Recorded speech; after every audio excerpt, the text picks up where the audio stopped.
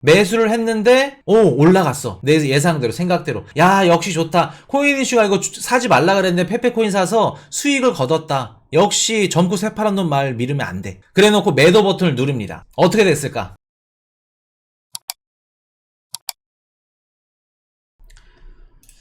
예전에 한번 다뤄드렸던 BRC20 올디 코인이 뭐고 페페 코인이 뭐고 밈 코인이 뭐고 비트 코인이 뭐고 오늘 좀 딥하게 다뤄드릴게요. 오랜만에 우리 비트코인 얘기 좀 재밌게 한번 해드리겠습니다. 자, 지금 보고 계시는 이 NFT 그림 이거 얼마일까? 한번 맞춰보세요. 얼마처럼 보이나요? 가격 얼마처럼 보여요? 가격 0.01 이더 한 개, 최고가 2억, 1억, 2억, 5억. 가치는 제로 같은데. 이 NFT 한 장의 가격은 2억이 넘었습니다. 최고가 2억이 넘었죠. 요거 한 장에 어떻게 생각되시나요? 이거 한 장에 2억이 넘었어요. 저거 2억 주고 사는 사람 도대체 무슨 생각이지? 왜 2억 주고 샀을까? 설명을 들어보시면 2억? 이해는 안 되시겠지만 그래도 2억 가치는 있을 수 있겠구나. 자, 이제 가겠습니다. 5월 7일날 바이낸스 거래소에서 두 차례 비트코인이 출금이 중단됐습니다. 그래서 뭐 바이낸스 거래소를 누가 기소한 거냐, 뭐 안 그래도 지금 뭐 미국 SEC라던가 CFTC나 뉴욕 검찰 당국에서 계속해서 바이낸스 US, 짜오장펑 얘네 상대로 막 기소하고 법적으로 계속 관련해서 때리고 있죠. 그래서 미국 애들이 정부 애들이 장난치는 거 아니냐, 막 하는 거 아니냐 많은 말들이 있었는데 알고 봤더니 뭐 때문에 그래요? 출금이 중단됐던 게 거래량이 폭증하면서. 자, 그럼 거래량의 폭증은 왜 했을까? 자, 지금 보고 계시는 NFT 파일 같은 기존의 뭐 NFT, 디파이, 뭐 아니면 대출 플랫폼 뭐 이런 서비스들 각종 이런 것들을 보통 어디서 많이 했었죠? 어디 생태계에서? 스마트 컨트랙트가 가능한 이더리움 생태계에서 많이들 했었죠. 그러면서 거래량이 급증하면서 이더리움 가치가 올라가고 뭐 공급량보다 소각량이 더 뭐 높다 그러면서 이더리움 가격이 막 미친듯이 500만원까지 올라가고 그랬었죠. 자, 근데 2021년도 비트코인 탭루트 업그레이드라는 걸 합니다. 비트코인이. 탭루트 업그레이드가 뭐냐면 비트코인의 저장 공간이 기존에 1MB였습니다. 근데 이 2021년도 탭루트 업그레이드를 통해서 4MB로 확장을 시켰어요. 왜 확장을 시켰냐? 기존의 비트코인이 아닌 왜 이더리움 생태계에서 NFT며 뭐며 이런 것들이 계속해서 발행이 됐냐면 일단 스마트 컨트랙트 기능도 마찬가지고 기술력이 아니지. 기술력 뭐 맞죠? 속도나 아니면 뭐 수수료라던가 아니면 저장 공간이나 비트코인 생태계에서 NFT를 발행하기에는 애로사항이 너무 많았어. 쉽게 말해서 떨어진다는 겁니다. 기술적으로는. 그렇기 때문에 이더리움에서 발행을 했던 거고 기술적으로 따지면 이더리움보다 뭐 좋은 체인들이 많은데 이젠 어떻게 보면 스마트 컨트랙트를 장착한 이런 뭐라 그럴까 이런 체인이 시초가 이더리움이니까 상징성도 있고 그래서 이더리움 생태계에서 많이들 이제 발행을 한 건데 이번에 뭐 오디너스라고 해가지고 뭐 올디코인 있죠. 그리고 페페코인 얘네들이 뭐냐면 비트코인 생태계에서 처음으로 발행하는 밈코인, NFT 얘네들을 발행할 수 있게 해준 애들이 누구냐? 오디너스라고 합니다. 오디너스가 뭐냐면 뭐 디지털 파일 옵션을 뭐 사용해서 사토시랑 페어 이런 거 알 필요 없어. 그냥 비트코인 생태계에서 NFT랑 코인을 발행할 수 있게끔 해준 게 오디너스다. 근데 자 보세요. 지금까지는 이더리움 생태계에서 발행을 했었고 처음으로 처음이 아니지. 오디너스에서 발행을 하긴 했는데 이게 막 거래량이 급증을 하고 막 페페코인이 급등하고 페페코인 사고 팔고 막 하다 보니까 트랜잭션 거래량이 너무 많아. 거래량이 막 10만 건, 20만 건, 30만 건 쌓이다 보니까 비트코인 생태계는 어때요? 수수료가 비싸고 속도가 느립니다. 그러면서 바이낸스에서 두 차례 정도 비트코인이 출금이 중단됐던 겁니다. 이해되셨나요? 자, 그럼 다시 돌아가서 코인이슈님, 이더리움 생태계에서 기존에 막 NFT나 뭐나 이렇게 발행이 됐는데, 그러면 올디너스처럼 예전에 비트코인 생태계에서 NFT나 뭐 디파이나 이런 것들을 발행한 애들이 한 번도 없었나요? 2013년도에 마스터 코인이라고 하나 있었고 2014년도에 컬러드 코인이라고 있었습니다. 근데 얘네들이 결과적으로 호환성 문제로 실패를 했고 어떻게 해요? 없어졌죠. 그러면서 이더리움이 생겼고 이더리움만 급부상하면서 프로젝트는 다 사라졌습니다. 자, 근데 이 올드코인 상승을 딱 보면은 뭐라 그럴까, 코인 이슈가 예전에 한번 얘기를 드렸었는데 이거 좀 소름 돋으셔야 돼. 지난 방송 보시면 있을 건데 아마 코인 이슈가 2년 전 2021년도죠. 3년 전이라고 해도 되겠네요. 3년 전에 방송으로 어떤 한 코인을 소개를 해드렸고 이거 괜찮습니다. 요거 괜찮을 것 같은데요. 가격 올라갈 것 같은데요. 활용도도 좋고 생태계도 너무 좋습니다. 했던 코인이 하나 있어. 그게 뭘까? 우리 코인이슈 포트폴리오에 들어오기 직전에 안타깝게도 잘렸어. 알고랜드 때문에. 그리고 얼마 전에 급등했었어. 우리 그 기존 그 전에 그 담당하셨던 우리 킹투지님이 수익을 뒤집어지게 보신 거. 스택스 코인. 스택스 코인이 뭐냐면 올디 코인이랑 똑같은 겁니다. 자, 코인 이슈가 스택스 코인을 좋게 봤던 이유 중에 하나가 뭐냐면 비트코인 생태계에서 변형시켜서 지네 생태계를 꾸렸어. 그렇기 때문에 코인 이슈가 요거 3년 전에 스택스 요거 잘 갈 것 같은데요. 좋을 것 같은데요. 긍정적으로 좋게 말씀을 드렸던 겁니다. 실제로 가격 폭등이 막 뒤집어졌죠. 스택스가 뭐냐면 얘네들이 뭐 마이애미 주였나? 하여튼 미국의 어떤 주에서도 얘네를 뭐라 그럴까, 주에서 코인을 채굴하는 뭐 이자 수익을 뭐 주 정부가 가져가고 나머지 지네들이 가져가고 30%는 주 정부 떼주고 70%는 쟤네들이 갖고 거기에 체인에 들어가는 게 또 스택스 체인입니다. 그럴 정도로 스택스 코인이 괜찮은데 얘네들이 이제 어떤 거냐면 비트코인 기반의 스태킹 기술이라고 있습니다. 스태킹 기술을 연동을 해서 NFT를 호스팅해. 그리고 예를 들어서 비트코인과 뭐 스택스를 같이 해가지고 그 스테이킹 풀에 넣어. 이자를 뭘로 받아요? 원래 기존의 코인이었으면 리플이랑 비트코인을 같이 넣어. 그러면 원래 리플로 받는데 이자를 비트코인으로 받습니다. 이자를.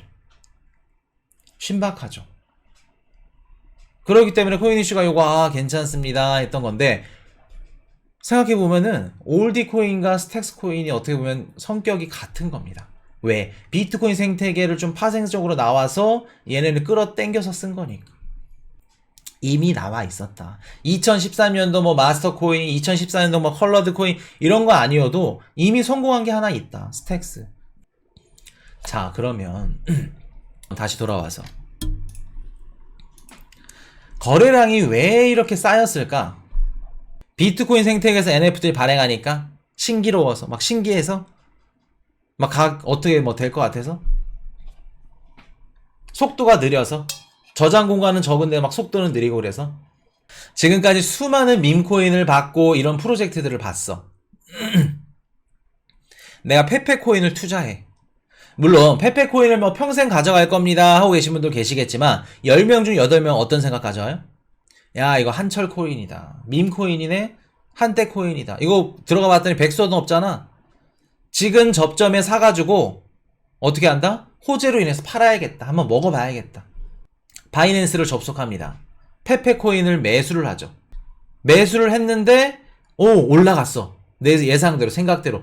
야, 역시 좋다. 코인 이슈가 이거 사지 말라 그랬는데 페페코인 사서 수익을 거뒀다. 역시 젊고 새파란 놈 말 믿으면 안 돼. 그래놓고 매도 버튼을 누릅니다. 어떻게 됐을까? 매도 버튼을 눌렀더니 문구가 뭐가 뜨냐면 펜딩. 펜딩이 무슨 뜻이에요? 펜딩이 기다리세요. 대기 중. 지금과 같이 지금 방금 말씀드렸던 생각을 갖고 우리 시장에 들어온 페페코인 투자자들이 50% 이상, 절반 이상이라는 겁니다. 그러면 나처럼 생각을 가진 투자자들도 수도 없이 많다는 거예요. 저점에서 주어서 10% 15% 먹어보자. 빨리 털어보자. 그게 어떻게 빨리야? 이미 앞에 10만 명 20만 명 대기 중인데 매도할 사람들이.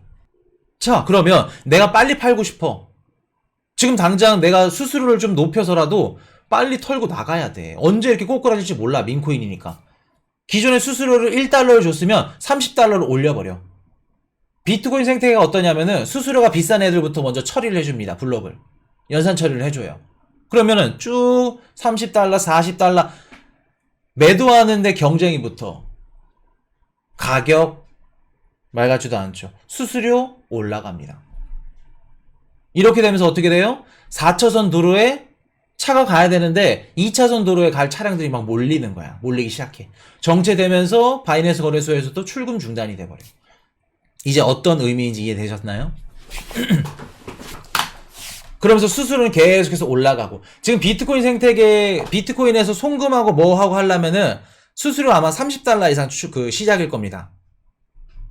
1,000원짜리 하나 보내도 5만원 이상이야, 수수료가. 자, 그러면 이제 갈게요. 이제부터 딥한 거 갑니다. 자, 지금 이런 식으로 비트코인 송금하고 출금하고 트랜잭션이 몰려있는 게 한 30만 건 된다고 합니다. 한 20만 건에서 30만 건 된다 그래요. 자, 우리 국가가 비트코인이 법정 화폐야. 내가 밥을 먹으러 가서 집 앞에 있는 마트 가가지고 뭐 당근을 사는데도 비트코인을 쓰고, 또 해외에서 일을 하는데 고객 자기 가족들한테 생활비를 보내줘야 돼. 비트코인을 써. 비트코인을 생활비를 딱 보냈는데, 야, 이거 뭐야. 시접자는 막 페페코인, 뭐 올디코인, 막 이런 코인들 때문에 20만 건, 30만 건씩 밀려있어. 그 가족들은 어떻게 될까? 내가 당장 배가 고파가지고 그 마트에 라면을 사러 갔어. 물론 해당 국가의 뭐 다른 통용 화폐가 같이 쓰이겠죠. 뭐 달러가 됐든 뭐가 쓰이겠지. 근데 그게 화폐가 없다 그러면 금융시장, 해당 국가는 금융시장이 마비될 겁니다. 생활비, 거래대금, 뭐 계약대금, 잔금, 월세 싹 다 올스톱. 그 나라 경제는, 금융시장은 마비가 되고 망하는 겁니다.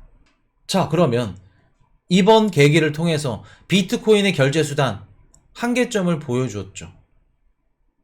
보여줬습니다.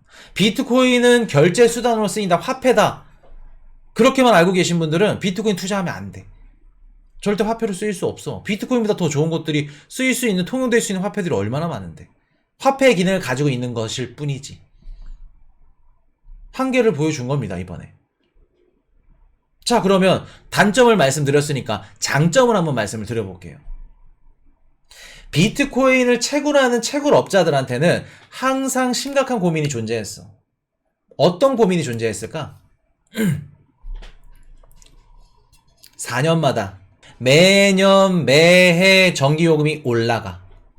근데 4년마다 반감기가 있어서 내가 채굴할 수 있는 양이 절반으로 줄어. 자, 그럼 내가 채굴업자야. 야, 전기세는 올라가고 내가 채굴할 수 있는 비트코인 양은 줄어들고, 누가 채굴해? 어떻게 채굴해? 반감이 끝나면 왜 채굴함? 이라는 질문. 맞습니다. 근데 거기에다 코인 이슈가 뭐라고 말씀드렸죠?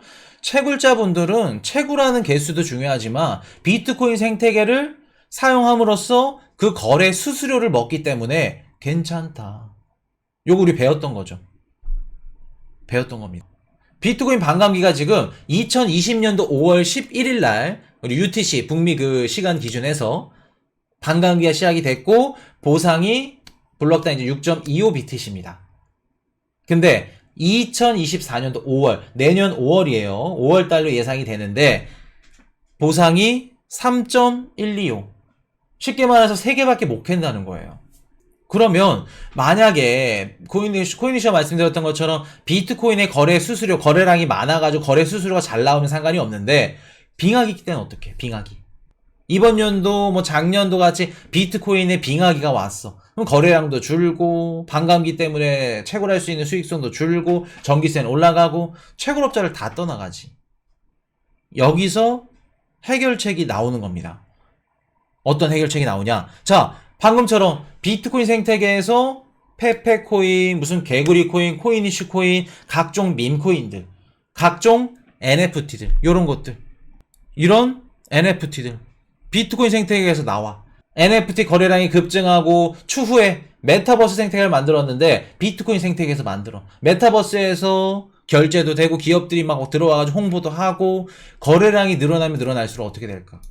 거래량이 늘어나면 늘어날수록 아무리 반감기로 인해서 비트코인의 보상이 반으로 줄다고 하더라도 거래량이 늘어나면 그만큼 수수료를 가져가기 때문에 채굴업자 입장에서는 어떻게 된다? 돈 버는데 돌려야지. 돈 벌고 돈 벌어. 돈 벌고 돌려. 전기세가 올라가고 만드는데 한 개 비트코인을 만드는데 들어가는 유지 비용, 생산 비용이 계속해서 올라가. 그러면 시장에서 유통되는 비트코인의 가격도 어떻게 해야 돼요? 똑같이 올라가야겠죠. 자, 한 가지 한번 엮어볼까요? 응용으로. 우리가 지금 쓰고 있는 보험 업무, 뭐 자동차 보험, 운전자 보험, 무슨 생명보험, 무슨 암보험, 이런 것들 스마트 컨트랙트를 이용해서 비트코인 생태계에서 이용을 한다면 어떻게 될까? 우리 한국의 유명한 뭐 하나생명보험, 무슨 삼성생명보험, 전세계 뭐 AIG 무슨 보험, 글로벌 국가들 보험, 이 생태계를 비트코인 생태계에서 계약과 체결과 연기와 어떻게 될까? 어떻게 될까? 그 수수료 어떻게 될까? 자, 보험 업무 제쳐두고 우리가 쓰는 은행 업무, 예금하고 입출금하고 적금 들고 뭐 하고 비트코인 생태계에서 하면 어떻게 될까? 우리가 알고 있는 보험, 은행 이런 금융시장과 그 파이와 비트코인 생태계의 디파이 시장과 같이 결합이 된다면 어떻게 될까? 이더리움이 뭐 비트코인의 시가총액을 넘는다. 이더리움의 자리, 그 비트코인의 자리를 넘는다. 뭐 충분히 가능할 수도 있어요. 가능할 수도 있는데 한 가지 간과한 게 뭐냐면 이더리움이 하는 역할을 물론 비트코인이 다 할 수는 없습니다. 지분증명이나 작업증명이나 이제 차이점이 있기 때문에 할 수는 없지만 다양한 체인들을 활용해서 연동을 하고 이렇게 연결을 통해서 이더리움이 하는 역할을 비트코인도 충분히 해낼 수 있기 때문에 얘는 시가총액과 이더리움 시가총액과 이더리움 시가총액이 올라가면은 이왕이면 다운치만 하고 이더리움에서 할 거 비트코인 하는 게 낫잖아. 그 기능을 비트코인에서 할 수 있다고 하면 이런 식으로 기술이 계속해서 발전하고 하게 된다고 하면은 비트코인이 시가총액이 이더리움에 따라잡힐 이런 그 가능성, 확률이 굉장히 낮다. 그리고 이런 것들 기술적인 거 다 떠나서 비트코인 같은 경우는 상징성이 있죠. 상징성이 있죠. 그렇기 때문에 이더리움이 넘을 확률은 굉장히 낮다.